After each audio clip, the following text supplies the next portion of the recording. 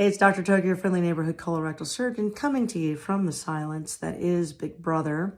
Talking about such a controversial topic, as I always do, which is essential fatty acids. How does nutrition get you shadow banned, I wonder? I mean, I have my ideas, but I'm not going to say it out loud.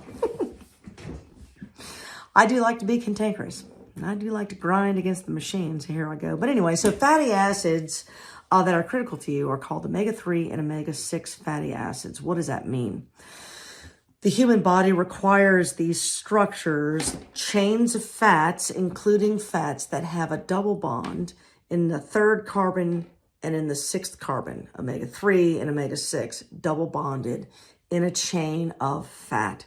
That is a critical structure to any biologic system in humans that I am speaking to right now.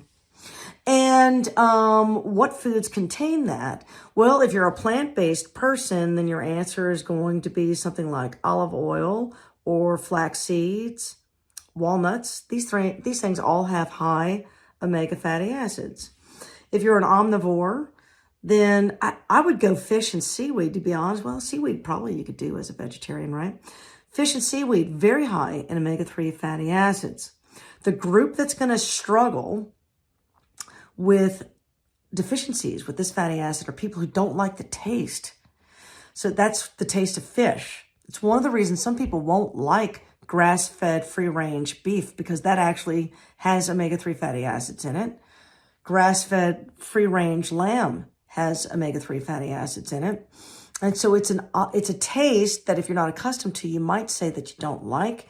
If you're one of those people that can't do that taste, you got to take a supplement, get one that's high quality. If you learned something from that video, make sure you like it, subscribe to our channel, leave comments, share it with friends, and then of course hit the notification button, because you can never get too much of your friendly neighborhood colorectal surgeon.